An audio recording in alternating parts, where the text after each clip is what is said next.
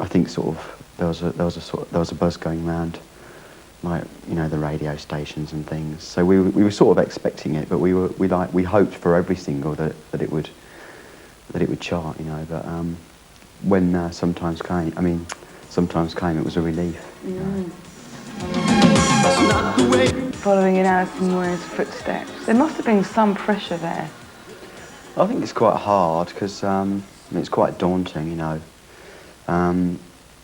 I was quite paranoid about it at first, you know, especially when people started saying, "Oh, you sound just like her." But I didn't mind that so much. But when they sort of regarded me as a cheap imitation, you know, I mean, things like that hurt. But I'm quite glad that I had to stick from the beginning, because otherwise I would have, you know, my head would have been really big and everything. But I think now I'm only just discovering my own sound, you know.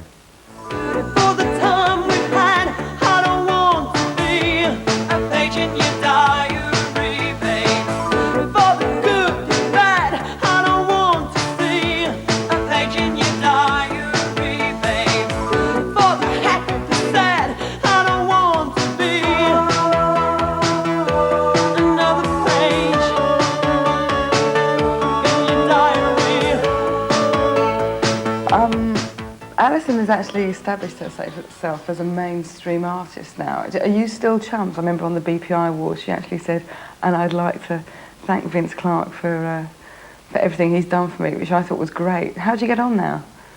It's all right, you know. I mean, when we first split, there was a lot of kind of pressure, really. But since then, you know, we've seen each other and it's all right, really. You know, it's just a laugh, you know, especially when you look back on that. Let's talk about your image a bit, because at the time you began to get quite successful. It was hardly a teeny bop image, was it? You were a bit rubber clad. Do you think you alienated a lot of people through that? I don't think so, because I mean, the only people that had seen us before we sort of did TV work were people that came to the gig, and I sort of did my own thing at the gigs anyway. You know, and it wasn't, the rubber thing was just something that people really latched onto, calling it pervy and everything, but I'd sort of like, we'd been wearing lots of different things before then, and I'll wear lots of different things afterwards. But then when it came round to going on the ITV and stuff like that, because they said, "Oh, you can't wear that," so we just had to wear jeans and t-shirts, you know. But I think it's quite a good contrast. People are quite surprised when they come and see us. Did you not feel like saying, "Look, I'm sorry, this is actually how I want to dress, this is how I want to play my music. If you want to have me on the show, fair enough, but if you don't, you know, this is me" type thing, take it or leave it? I don't think that we had the like the power enough to do that. You know, they just wouldn't have shown it. You know, we did our first two videos, Who Needs Love, and that had both Vince and me in drag on it. And the second one was, I was like a space Judy Garland. And they wouldn't show it. The videos didn't get shown. I mean, that was part of the reason that the singles didn't take off, you know. So I gave in to them in the end, really. I mean, it's not like, I don't go out looking like that all the time, you know, that's really my stage attire, you know. And why not have stage attire? I mean, God, there's always been a history of people dressing up right back from, well, I mean, beyond Bowie, really. Maybe they'll want it after a while. And I'll say no. Yeah. You are on one side and I am on the other. Are we divided? You are on one side, I am on the other. Are we divided? Why can't we live together? There are no rights. This isn't your decision. We need to talk and change things, but no one wants to listen. It doesn't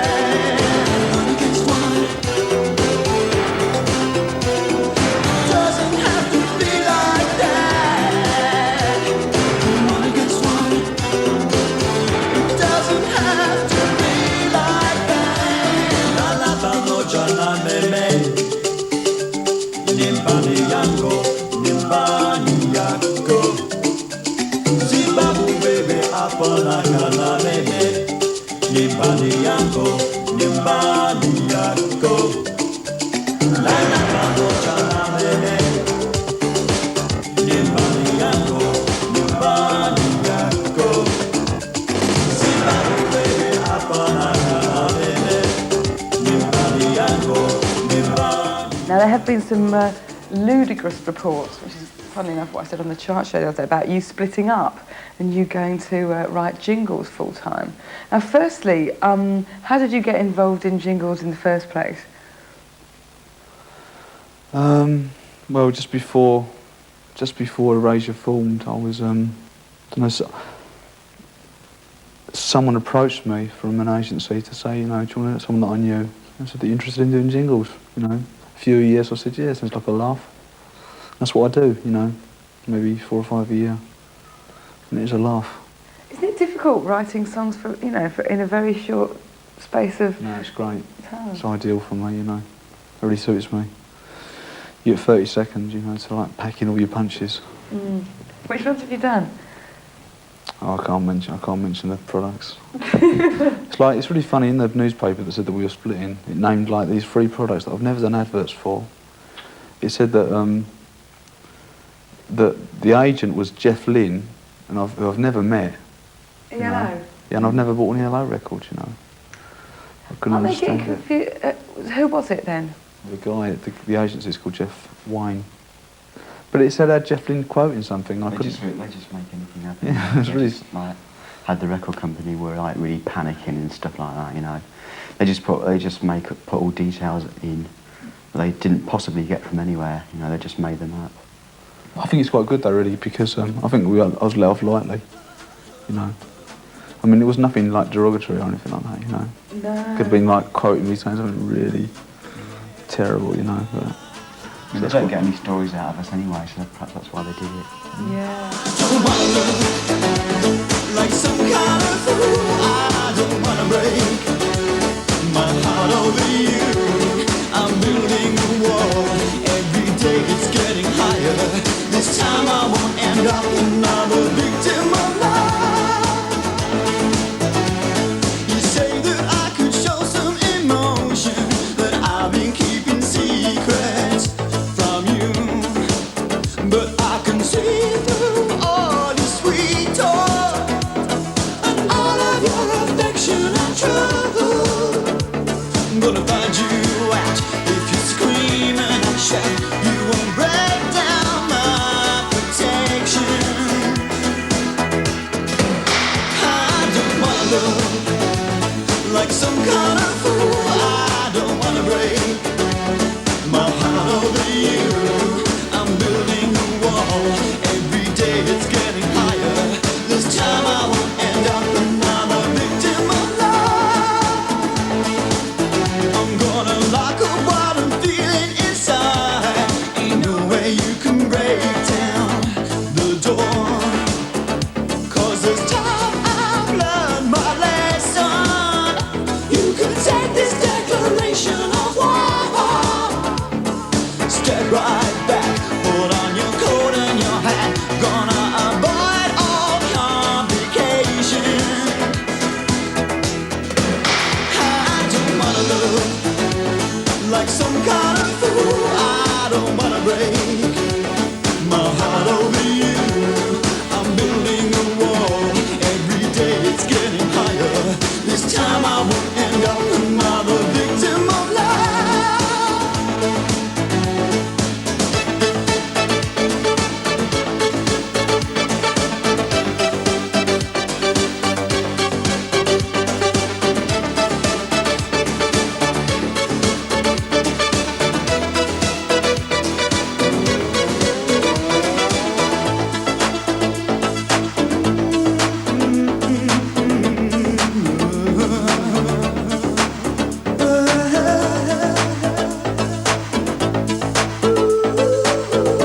Given Vince's past history, Andy, are you ever worried? I mean, we've talked about the rumour in The Sun already. Are you ever worried that Vince is suddenly going to say, oh, yeah, right, well, that's Erasure.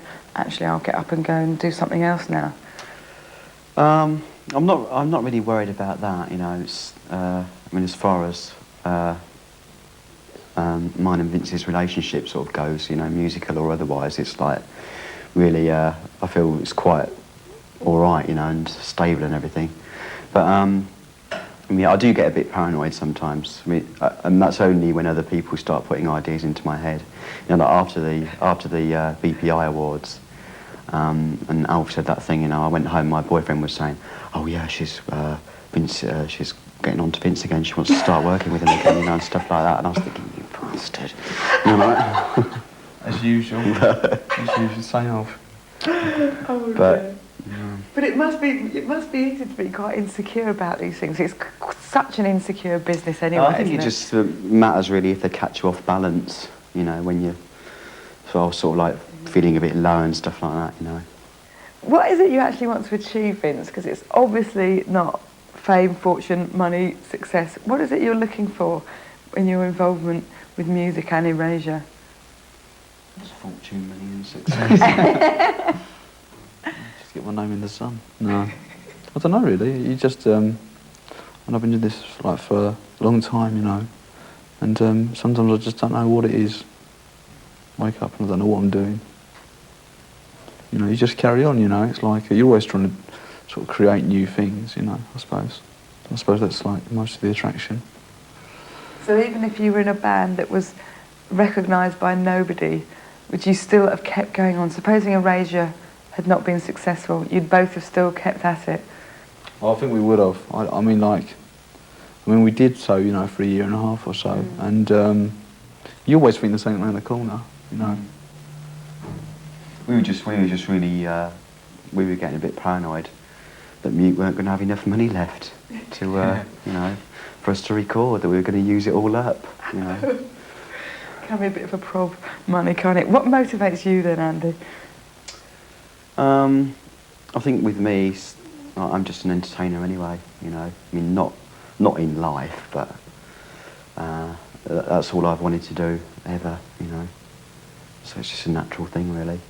A performer. Yeah. Right.